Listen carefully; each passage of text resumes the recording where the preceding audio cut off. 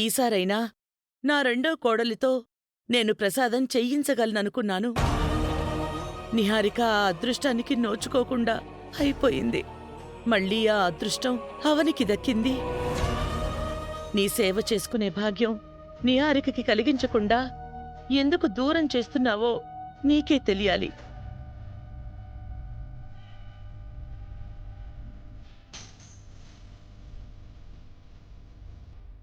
మమ్మల్ని కంటికి రెప్పలా కాపాడుతూ నడిపించేది నువ్వే.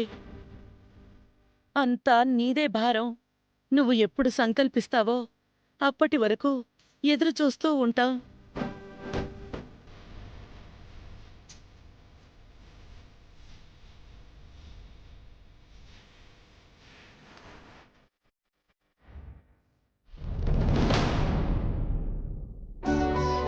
అమ్మవారు ప్రతిసారి నీ చేతే ప్రసాదం చేయించుకుంటుంది. నీ మీద చూపించే కృపా కటాక్షాలు నిహారిక మీద ఎందుకు చూపించటం లేదో తెలియడం లేదు. అమ్మా, జాతకంలో ఏదైనా సమస్య ఉందేమో ఇప్పుడైనా ఆలోచించండి. ఆ మాట అనొద్దు శ్రీకర్. నిహారిక జాతకంలో ఎలాంటి సమస్య లేదు. అలాంటిదేదైనా ఉంటే నా గుండె ఆగిపోతుంది.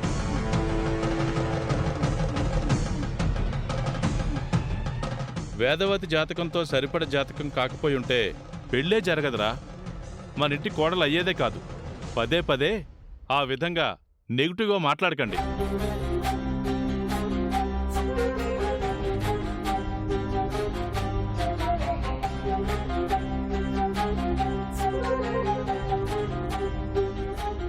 కృష్ణ, ఇప్పుడెలా ఉంది నాన్నా?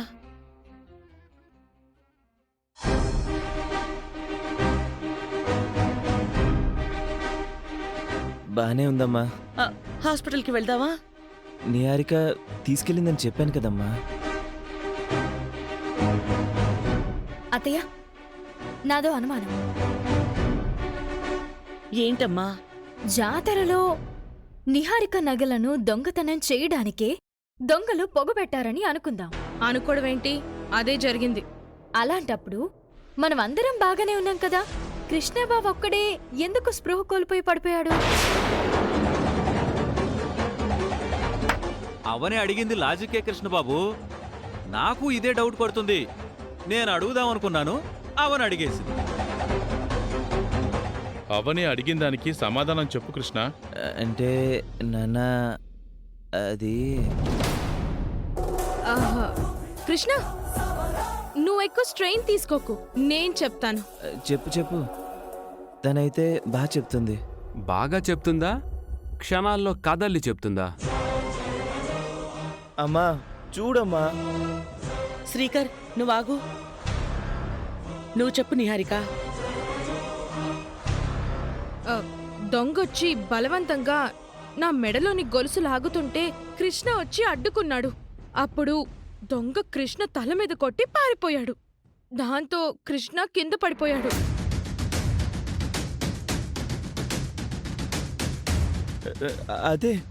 అదే జరిగింది.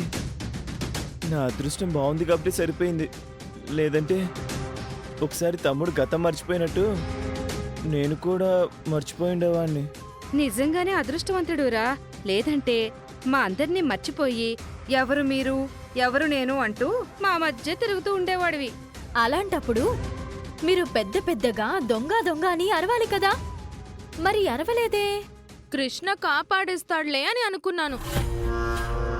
అయినా ఇంట్రాగేషన్లో పోలీస్ అడిగినట్టు అలా అడుగుతావేంటవని? ఎప్పుడూ లేంది అలాంటి చోటికి దొంగలు రావడం చాలా కంగారుగా అనిపించింది. అమ్మా, చిన్న రిక్వెస్ట్. ఏంటి కృష్ణ? కాదనకూడదు. కాదనేదైతే అమ్మ అస్సలు ఒప్పుకోదు. చెయ్యగలిగేదైతే ఎవ్వరాపినా అమ్మ ఆగదు. నువ్వు ఆగు తమ్ముడు. ఏంటి నాన్నా? నిహారిక ప్రసాదం వచ్చే సంవత్సరం చేస్తుంది. ఈలోపు ఈ ముక్కు పొడికేదో తనకిచ్చేయచ్చు కదా.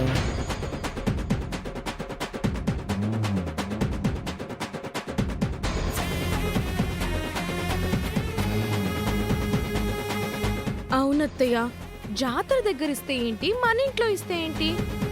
అమ్మవారు అక్కడ ఉంది, ఇక్కడ ఉంది. అమ్మవారి ముందు ఇవ్వడమే ముఖ్యం కదా. పేరుకి మీ జాతకం కలిగిన కోడల్నే కానీ మీలాంటి పేరు గౌరవం నాకు దక్కడం లేదు. అది నాకు చాలా వెలితిగా ఉంది. నిహారిక, నువ్వు ఆశపడ్డంలో తప్పలేదు కానీ నీకు ఒక విషయం చెప్తాను విను. పేరు అనేది డబ్బులు పెట్టి కొనుక్కుంటే దొరికే వస్తువు లాంటిది కాదు. అది మనం చేసే మంచి పనులను బట్టి జనం మనసుల నుంచి వస్తుంది. గౌరవం అనేది ఒకరి నుంచి మరొకరికొచ్చేది కాదు. అది మనం సక్రమంగా నిర్వర్తించే బాధ్యతల్ని బట్టి వస్తుంది.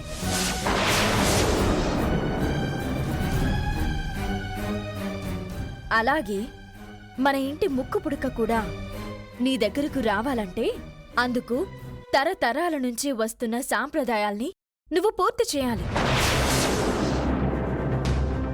అమ్మవారి ముందు దీపం పెట్టాలి. అమ్మవారికి నువ్వే స్వయంగా ప్రసాదం చేసి నైవేద్యం పెట్టాలి. ఇంతవరకు ఆ 2 పనులు నువ్వు చేయలేదు. అందుకు అర్హతను సంపాదించడం లేదు. అందుకే నీకింకా గుర్తింపు రాలేదు.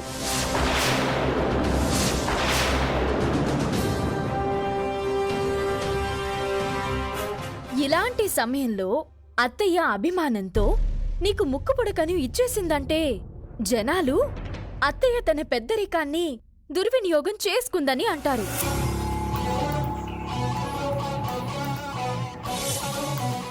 ఎందుకంటే ఈ ఆచారం మన కుటుంబానికి మాత్రమే చెందింది కాదు, 10 ఊళ్లకు 1000 కుటుంబాలకు సంబంధించింది. మీరేమంటారు అత్తయ్య? చెప్పాల్సింది నాన్ స్టాప్ గా చెప్పేశావు కదా, ఇంకెందుకు ఒప్పుకుంటుంది? అన్నయ్య, ఒక మాట చెప్పనా? పడవ నడిపేవాడు తన ధర్మాన్ని సరిగ్గా పాటించకపోయినా, తన కర్తవ్యాన్ని సక్రమంగా నిర్వర్తించకపోయినా ఆ పడవలో ప్రయాణించే వారందరూ మరణాన్ని చూడాల్సి వస్తుంది. ఇప్పుడు మన అమ్మ కూడా 1000 మందిని తన దారిలో నడిపించుకుంటూ అందరికీ మార్గదర్శకంగా ఉంటుంది. అలాంటి అమ్మ పద్ధతిని తప్పిందంటే ఇప్పటి వరకు సంపాదించుకున్న పేరంతా పోతుంది. అమ్మా, నువ్వు వీళ్ళ మాటలు పట్టించుకోవద్దమ్మా. ముక్కు పొడక నా దగ్గరకొచ్చేస్తుందనే కుళ్ళుతో అవని అడ్డం పడుతుందత్తయ్య. వ్యక్తిగతంగా మీ మధ్య అభిప్రాయ భేదాలుండొచ్చు, కాని వీళ్ళిద్దరూ చెప్పిన దాంట్లో చాలా సత్యం ఉందమ్మా.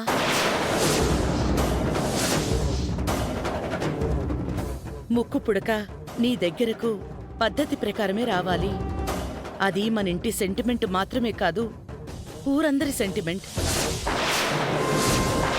అవునమ్మా, ఏటికి ఎదురెళ్ళకూడదు అన్నట్టు కొన్ని నమ్మకాలకి మనం ఎదురెళ్ళకూడదు. అది చాలా ప్రమాదం. ప్రస్తుతానికి ముక్కు పుడక విషయం వదిలేయండి.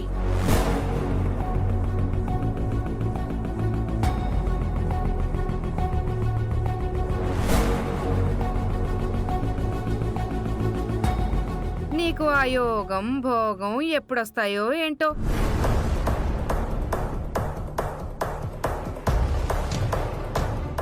అవని, ఈసారి కూడా నువ్వే ప్రసాదం చేయడం చాలా గ్రేట్. పద.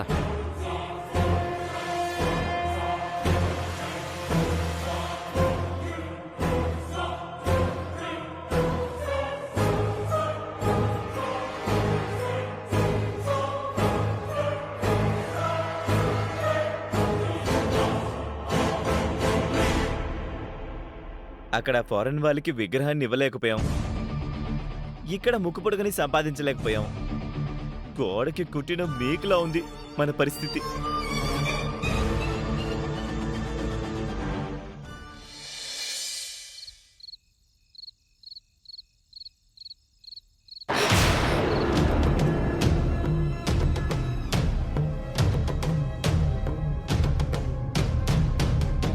హలో, ఏంటమ్మా అంతగా టెన్షన్ పడుతున్నావు? నన్ను మనశాంతిగా ఉండనివ్వకూడదు అని కంకణం కట్టుకున్నావు కదా. ఎస్, నువ్వన్నది కరెక్ట్. మంచి చేసే వాళ్లకు మంచి చేయడానికి, చెడు చేసే వాళ్లకు చెడు చేయడానికి నేనెప్పుడూ కంకణం కట్టుకునే ఉంటాను. దుష్టులను తరిమేయాలి అని శ్రీకారం చుట్టాను అంటే కాస్త ఆలస్యమైన ఫలితమైతే ఉంటుంది. ఇదంతా ఎందుకు? అసలు విషయానికి రా. వస్తున్నా అక్కడికే వస్తున్నా. మొత్తానికి చాలా తెలివిగా ప్రసాదం చేయకుండా తప్పించుకున్నాం. అందులో తెలివేముంది? కృష్ణ కండిషన్ని బట్టి అలా జరిగింది. అంత మంచి జాతరలో పొగ బాంబులు పడడం, అవి దొంగలు వేశారు అని అనడం, కృష్ణబావ స్పృహ తప్పి పడిపోవడం, నిన్నట్నుంచి నా బ్రెయిన్ ఈ పాయింట్స్ చుట్టే తిరుగుతోంది. ఖాళీగా ఉంటే ఏ రామకోట రాసుకో. ఏమీ లేని పాయింట్ గురించి ఎందుకు అంత టైం వేస్ట్ చేసుకుంటున్నావు?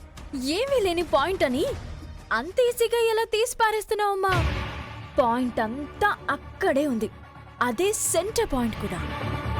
ఇప్పుడేమంటున్నావు? అది నెక్లెస్ కొట్టేయడానికి వచ్చిన దొంగల పని కాదు అని అంటున్నాను. కొన్ని దుష్ట శక్తులు ఏదో చేయాలని ప్రయత్నాలు చేశాయి. ఇంట్లో వాళ్ళకి, ఊర్లో వాళ్ళకి తెలియంది అక్కడ ఏదో జరిగింది. ఆ విషయాన్ని నేను అంత ఈజీగా వదిలిపెట్టను. దాన్ని మొదలెక్కడో పట్టుకుని దాని అంతం చూస్తా. సంబంధం లేకుండా ఏదేదో మాట్లాడుతున్నావేంటి? అబచ్చా, ఇలా అంటే వదిలేస్తాను అని అనుకున్నావా? నేను అనుమానించినట్టు జరిగిన దాంట్లో ఎవరెవరి హస్తముందో కనిపెడతాను. తర్వాత భరతం పడతాను. నీకైతే వీపంతా వేప కొమ్మలతో పచ్చడే పచ్చడి. ఓవర్ చెయ్యకు. నిజం బతికినంత కాలం అబద్ధం బతకదు. నిజం దాగినంత కాలం అబద్ధం దాగదు. నిజం సాగినంత కాలం అబద్ధం సాగదు. అప్పుడుంటుంది నీ సంగతి. నిజాలు, నిజాయితీలు ఎప్పుడో చచ్చిపోయాయవని, అవింకా బతికున్నాయని నీలాంటి వాళ్ళు పిచ్చి నమ్మకాలతో బ్రతుకుతూ ఉంటారు. పిచ్చి చాదస్తాలతో ఇలా చెప్తూ ఉంటారు. నీలాంటి మూర్ఖులు ఇలా అనుకుంటారు. దైవం మీద భయం ఉన్నవారికి, దైవభక్తి ఉన్నవారికి ఏమి బతుకున్నాయో, ఏమి చచ్చిపోయాయో తెలుస్తుంది. ఆ మాటకొస్తే దైవమే లేదు. అది నీలాంటి వాళ్ళు ఊహించుకునే ఒక ఫ్యాంటసీ. అవునా? అలాంటప్పుడు నువ్వు మా అమ్మవారికి ఎందుకు భయపడుతున్నావు? ఎందుకు టచ్ చేయలేకపోతున్నావు? ఎందుకు ప్రసాదం చేయలేకపోతున్నావు? వాదించడం చేత కానప్పుడు మౌనం మంచిది. జ్ఞానం లేని మాటలు మాట్లాడుకో. దైవం అంటే నీకు చిన్న చూపుంది కాబట్టే నీకు ఏ హోదా రాకుండా పోతుంది. అడ్డదారిలో నువ్వు అత్తయ్య గారి స్థానం ఎప్పటికీ సంపాదించలేవు. జాతకంతో కుటుంబాన్ని ఎంతో కాలం మోసం చేయలేవు. నువ్వు మంచి దారిలో వెళ్తున్నావు కదా, అలాంటప్పుడు నీకు మంచి జరగాలి కదా. నువ్వు అబద్ధపు జాతకంతో మోసం చేయలేదు కదా, అప్పుడు నీకు హోదా రావాలి కదా.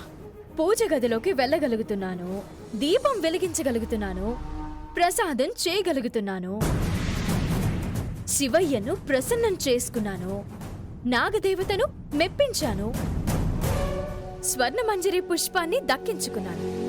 అంతకంటే అర్హత నాకింకేం కావాలే? దేడ్ది మగ్దానా. ఏయ్ ఛీ, నోర్మోయ్. దేనికి పనికిరాని నువ్వు నాకున్న అర్హతల గురించి మాట్లాడుతున్నావా? దెయ్యాలు వేదాలు వల్లిస్తున్నట్టు లేదు. నీ పద్ధతులు, నీ విధానాలు చూసిన తర్వాత నా ఇంట్లో ఒక టెర్రరిస్ట్ తిరుగుతుందని పూర్తిగా అర్థం చేసుకున్నాను. తెలుసుగా టెర్రరిస్టులకు ఎలాంటి గతి పడుతుందో? నీకూడా అలాంటి గతే పడుతుంది. వాళ్ళనైనా క్షమించి వదిలేస్తారేమో గాని నీకైతే క్షమాభిక్షే ఉండదు. నిన్ను మరింత కంట్రోల్లో పెడతాను.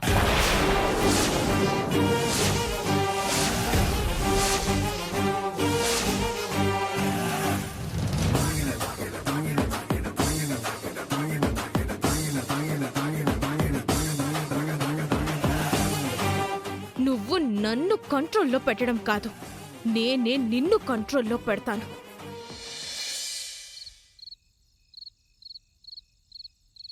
అబ్బా వదులు బావా, వదులు. ఏంటి బావా ఇది వేళపాల లేకుండా? కొన్ని చేయడానికి కొన్ని సమయాలుంటాయి.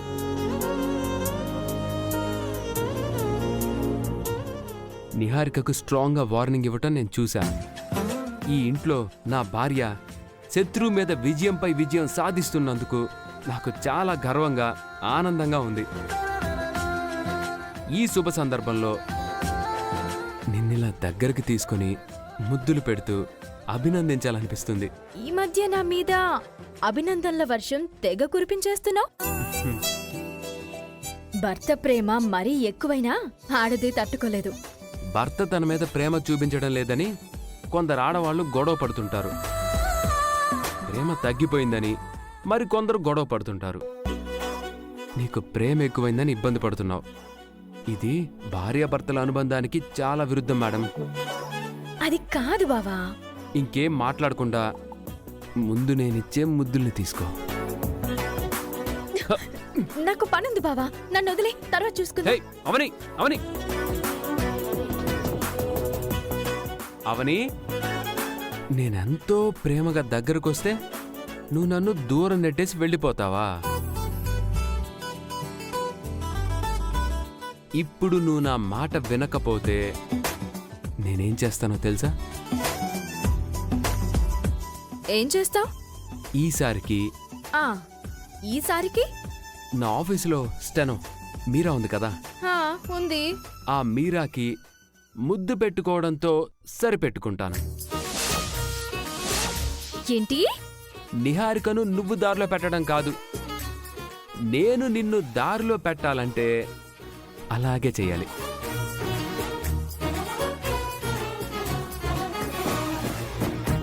హాయ్ మీరా, నువ్వు మాటి మాటికి నా దగ్గరకు ఏదో ఒక వంక పెట్టుకుని వస్తుంటావు కదా. నీ ఫీలింగ్స్ నేను అర్థం చేసుకున్నాను. అందుకే నీకు మంచి గిఫ్ట్ ఇస్తున్నాను.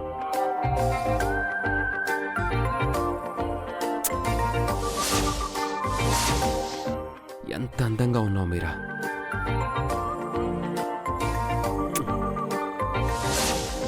ఇవి కళ్ళు కాదు, కలువ రేకులు. ఇవి పెదవులు కాదు, చెర్రీ పళ్ళు. నాకంటే అందగత్తే ప్రపంచంలోనే లేదు అని పొగిడి ఆ మీరాకు నా ముందే ధైర్యంగా ముద్దులు పెడతావా? నిన్ను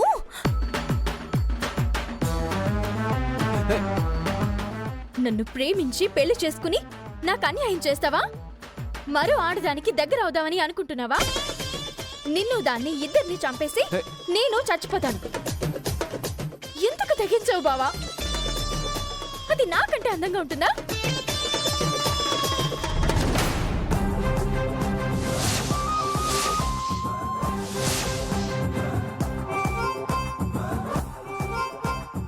మీరా అందంగా ఉందా? నీకంటే బాగుంది కదా. నా మీరాకు ఇంకొక్కసారి ముద్దు పెట్టుకుంటాను. ఇలా బావా, నిన్ను అవని అవని ఒక్క క్షణం నా గుండె ఆగినంత పని అయింది తెలుసా? జన్మ జన్మలకు ఈ శ్రీకర్ సహధర్మచారిణివి నువ్వే బంగారం. నా మనసుని దోచేసావు బావా. ఇప్పుడు నీకేం కావాలో తీసుకో.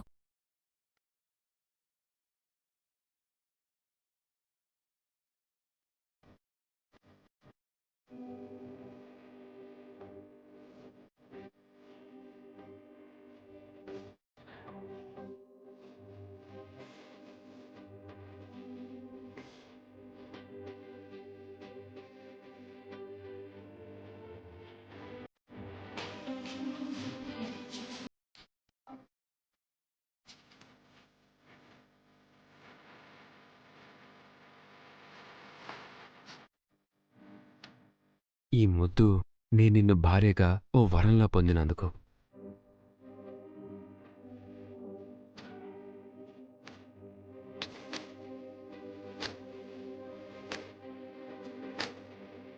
ఈ ముద్దు ప్రతి సమస్యను నీ తెలివితేటలతో ఎదుర్కొంటున్నందుకు.